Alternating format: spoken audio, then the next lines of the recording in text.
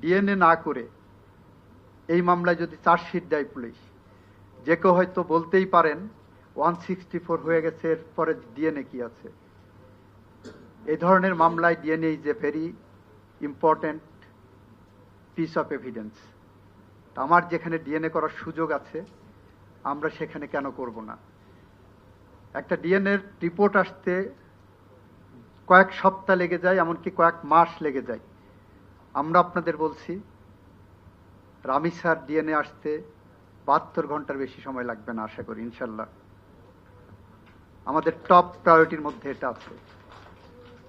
এবং DNA report আসার সাথে সাথে 25 তারিখ থেকে সরকারি ছুটি।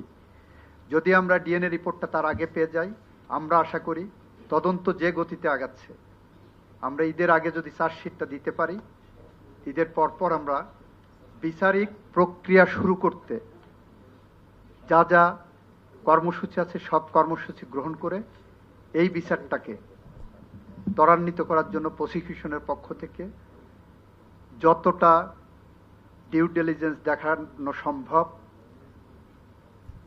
সাধারণ জনগণ, দেশে বিদেশে মানুষ এই বিচার শেষ করতে যতটা প্রত্যাশা করে, আমরা আশা করি সেই প্রত্যাশা পূরণ করতে আমরা সক্ষম হব।